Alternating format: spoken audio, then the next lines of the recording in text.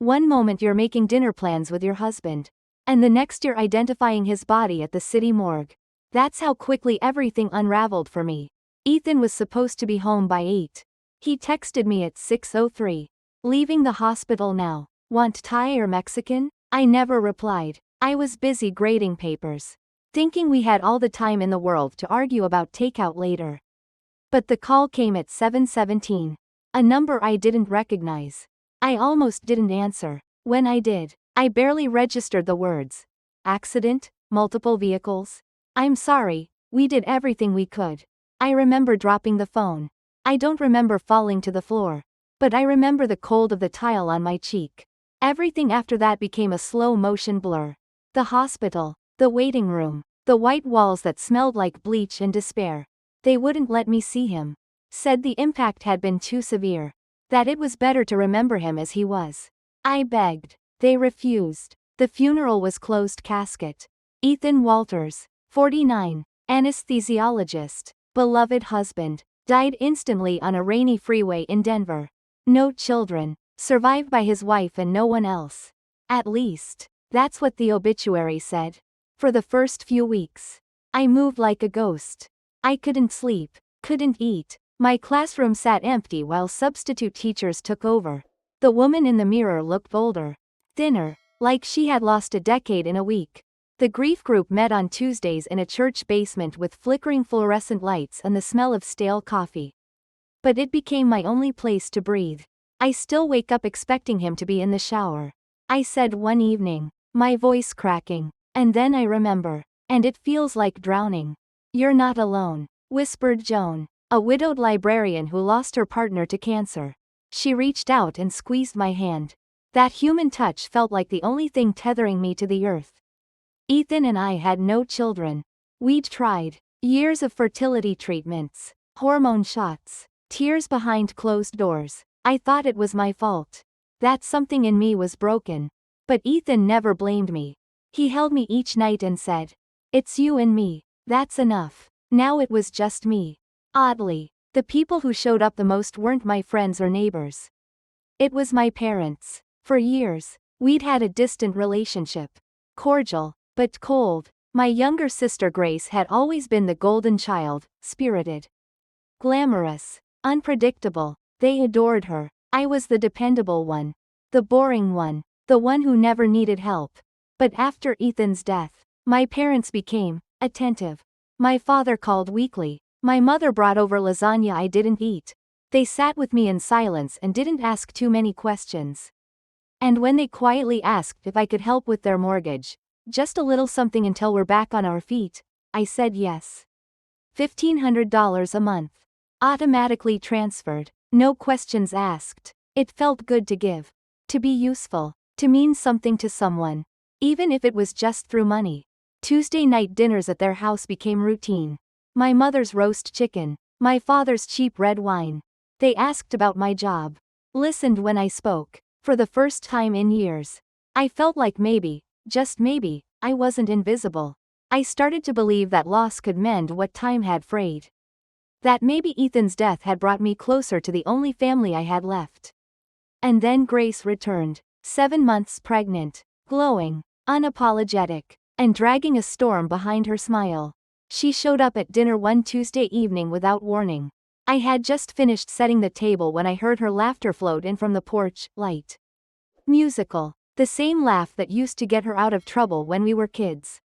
My mother rushed to open the door like royalty had arrived. And in walked Grace. Her entrance was cinematic. Flowing hair, glowing skin, and a round belly wrapped in a silk maternity dress that probably cost more than my monthly car payment. Her presence sucked the air out of the room. "Gracie, sweetie, come sit here," Mom gushed, practically shoving aside the seat I usually took. "Do you need a pillow?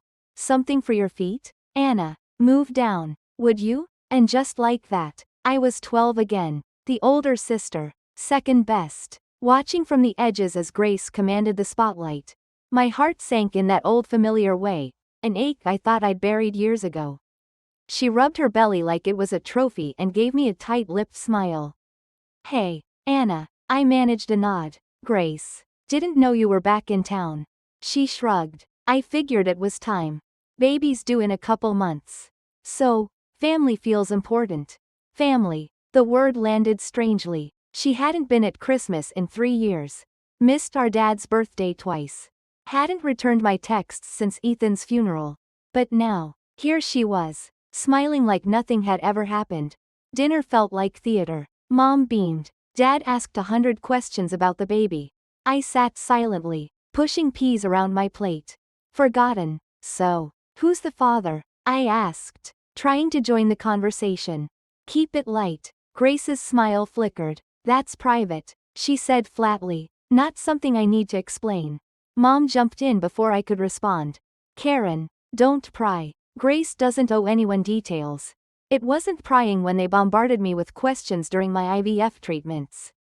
They dissected every appointment, every test, every failure. But now, with Grace, everything was off limits. Later, in the kitchen, while the others cleared dishes, I caught her alone. Are you okay? Really? I asked softly. She raised an eyebrow. Why wouldn't I be? I mean, doing this on your own.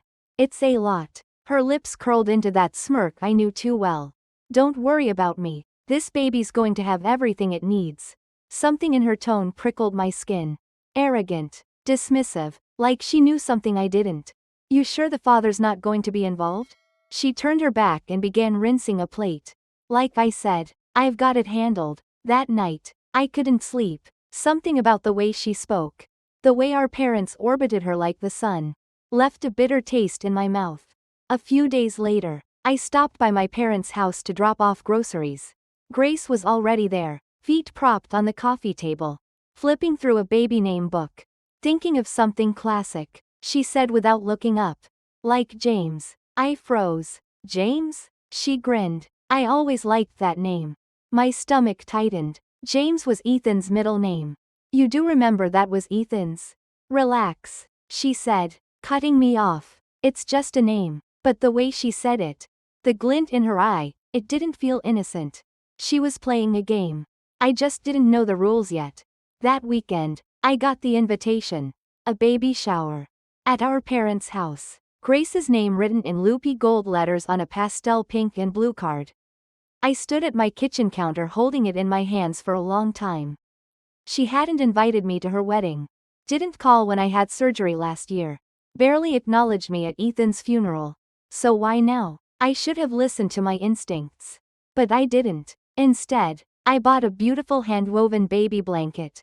And a state-of-the-art baby monitor. I told myself it was the right thing to do. That maybe this was her way of making amends. But deep down, something already felt broken, and I was about to find out just how deep that fracture ran. The baby shower was on a Sunday. I arrived early, thinking maybe that would give me a few quiet minutes with my parents before the house filled up. But the place was already buzzing. Balloons in every shade of pastel were tied to the porch rails. A massive diaper cake sat like a centerpiece on the kitchen island. Everything was over the top. Like Grace had planned it for a guest list twice the size. I stepped inside, clutching my carefully wrapped gifts. My mother greeted me with a distracted hug and a tight smile. Then rushed back to adjusting the table settings. Grace was holding court in the living room, glowing in a fitted floral dress, surrounded by old college friends, our aunts, and several women I didn't recognize. When she saw me, she lit up, too brightly. Anna, you made it, she called. Like I was some long-lost celebrity instead of her older sister. I smiled weakly and handed her the gifts. Of course. Wouldn't miss it. She held up the blanket, fingers tracing the edges slowly. You made this? I nodded. Took a while. But yeah. Wow, she said, eyes lingering on the pattern. That's sweet. But something in her tone made my skin prickle. We played the usual games. Guess the baby's weight. Match the celebrity baby names. Someone brought out the melted chocolate in diaper game. I stood in the corner, sipping punch, trying not to let the ache in my chest get too loud. Every time I looked up, Grace was watching me, not with sisterly warmth, but with something else, anticipation. After the presents had all been unwrapped and the cake was cut, Grace clinked her glass. Everyone, she said, beaming, thank you so much for coming. I'm so lucky to have you all here today, celebrating this little life I've been blessed with. She paused, resting one hand on her belly. Her eyes met mine and held. But there's something else I want to share today. Something important. Something overdue. A strange silence settled over the room.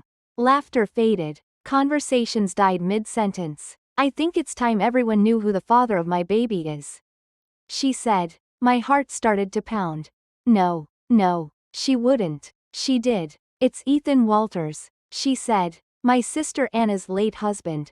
The room erupted. Aunt Linda gasped. Someone dropped their plate. My mother's hand went to her mouth. But my father stood there. Solid. Arms crossed. Unreadable. I couldn't move. My hands went numb. My vision tunneled. Grace kept going. I know it's a lot to take in, she said, her voice all soft tragedy. But Ethan and I were in love. We didn't mean for it to happen. But it did. We were planning to tell everyone after he filed for divorce. The words slammed into me like a freight train. Divorce? In love? I wanted to scream, to deny it, but I couldn't find my voice. Then she pulled out her phone. If you don't believe me, she said, maybe this will help. She turned the screen toward the crowd. Photos. Ethan and Grace. Kissing. Holding hands. Sitting close in what looked like a hotel room. I heard the murmurs. The gasps. I felt the walls close in. He loved me, Grace said, turning to me now. And as the father of my child. He left behind something that belongs to this baby. I'm not here to fight. I just want what's fair. She smiled, cold and deliberate. The apartment. The savings. The house. My child is Ethan's only heir. He deserves his father's legacy. That's when my father stepped forward. Voice sharp. Anna, he said, you need to do the right thing. Think of the child. I couldn't believe what I was hearing. My parents, they knew. My legs finally moved. I stumbled out. Purse clutched in my hands. Heart in my throat. I didn't look back. I drove without thinking. I don't remember the red lights or the turns.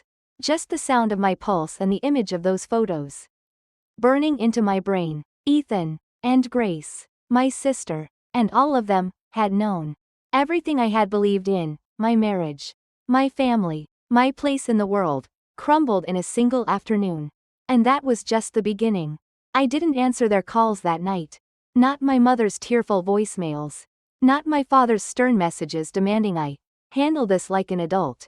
And definitely not the string of texts from Grace that started polite and turned venomous within hours. By morning, she'd sent screenshots. Conversations between her and Ethan. Dozens of them. Each one a dagger. I can't keep pretending with Anna. You're the only one I want. Once the divorce is final, we'll tell her. The timestamps stretched back months, while I'd been injecting myself with hormones and blaming my aging body for our infertility. While I'd sat alone in waiting rooms, crying silently into tissue paper gowns. I'd thought the silence in our marriage was grief, stress, pressure, but it had been something else entirely. Betrayal. That night, I didn't sleep. I wandered the house like a ghost, touching Ethan's things, his jacket still hanging by the door, his toothbrush in the cup. I stared at our wedding photo and wondered who he'd really been. Was any of it real? Was I just a placeholder until he could be with her? The next morning at 7 sharp. The phone rang again. I let it ring 4 times. Then answered. Anna, my father said, as if we'd spoken 5 minutes ago. His voice crisp. You need to be reasonable about this. Grace has a claim. Her child, Ethan's child, is legally entitled to part of the estate. I said nothing. You don't want this to get ugly. My mother added. It's better if we handle it privately. My voice came out like ice. When did you know? There was a pause. Then, 6 months before the accident. Mom said softly. Ethan told us he was leaving you. He just hadn't figured out how. 6 months. 6 months of watching me cry at the dinner table. 6 months of accepting my financial help. 6 months of pretending. You're all dead to me, I said. And I meant it. I hung up, blocked their numbers. Then I opened my banking app and canceled the monthly transfer. Let Grace support them now. For 2 weeks, I didn't leave the house. My principal gave me time off. My coworkers sent flowers, but I couldn't face them. I imagined the whispers. Had they all known too? Then came the letter. A thick envelope, hand-delivered to my door. I didn't have to open it to know what it was. Grace was suing me, claiming her child, Ethan's alleged son, was entitled to half of everything: the suburban home, the downtown condo, the bank accounts. The word voluntarily appeared 5 times in the lawsuit, as if I was being invited to gift my life away. I laughed out loud, a sharp, broken sound, but panic settled in quickly. What if the court sided with her? What if grief and betrayal weren't enough to keep me from being gutted a second time? I found a lawyer, Richard Martinez, calm, precise, respected in inheritance disputes. He read everything, then looked at me over the top of his glasses. She has strong evidence, he said carefully. Photos, texts, statements. And if the child is biologically Ethan's, the court may view this as a matter of paternal rights. I felt the floor tilt again. Even if they were never married? Doesn't matter. The law protects the child's interests. I left his office in a daze, wondering how much more of myself I could lose. That evening, my phone rang again. Unknown number. I almost ignored it. Almost. But something made me pick up. Is this Anna Walters? A woman asked. Yes. This is Mary Taylor, Ethan's mother. My knees buckled. I sat down hard on the edge of the couch. I thought Ethan's parents were dead. Another one of his lies. She said quietly. We hadn't spoken in years. But I was at his funeral. You didn't see me. I remembered. A woman in black, standing alone in the back, face hidden by a veil. I didn't come forward then because I didn't think it was my place. She continued. But now, I've heard what your sister is claiming. And I can't stay silent. There was a pause. I have something you need to see. We met the next day at a quiet cafe on the edge of downtown. Mary looked like Ethan. The same eyes, same posture, same quiet intensity. She didn't waste time. She slid a manila envelope across the table. Inside were medical records, hospital letterhead, dates, signatures. Ethan had been diagnosed with complete azoospermia when he was 27. A result of an undescended testicle never corrected in childhood. He was sterile. There was no possibility, none, that he could have fathered a child. Mary's eyes were glassy as I looked up from the papers. He was devastated, she said softly, but he didn't want to lose you. So he kept it secret. From everyone but me. The truth hit like sunlight through storm clouds. All those years I blamed myself. All those months of injections and shame. All those nights Ethan said, "It's not your fault," and I thought he was just being kind. He'd known all along. And now Grace's entire claim, her performance, her smugness, her lawsuit, was built on a lie. Finally, I could breathe again. But first, I had a courtroom to walk into. And a truth to unveil. The courtroom was packed on the day of the hearing. Grace sat at the front, draped in black like some tragic widow. Her hair pulled back, makeup soft and somber. In her arms, the baby slept soundly, wrapped in the cream-colored blanket I had knit for the shower. A part of me twisted at the sight of it. What should have been a symbol of love now felt like a prop in a cruel performance. My parents flanked her like security guards. My mother gave me a tight, unreadable glance as I entered. My father wouldn't even meet my eyes. My lawyer, Mr. Martinez, looked calm, composed, and razor-sharp in his gray suit. Grace took the stand first. She wept as she spoke. Told the court how she and Ethan had fallen in love by accident. How their connection was soul deep. How he had promised to leave me but died before he could. How she hadn't meant for it to happen this way, but that her baby deserved justice. Deserved his father's name, his inheritance, his legacy. My son is Ethan Walters' only child, she said, dabbing her eyes. And I'm not asking for everything, just what's fair. Her voice broke. She cradled the baby closer. I saw several jurors shift uncomfortably, their expressions softening. She was good, too good. When it was our turn, Mr. Martinez stood slowly. Your Honor, he said, we have reason to believe that the plaintiff's entire claim is built upon a fraudulent assertion of paternity. We would like to submit new evidence to the court. He handed over the envelope. The judge studied it silently for a moment. These are official medical records from Boston General Hospital.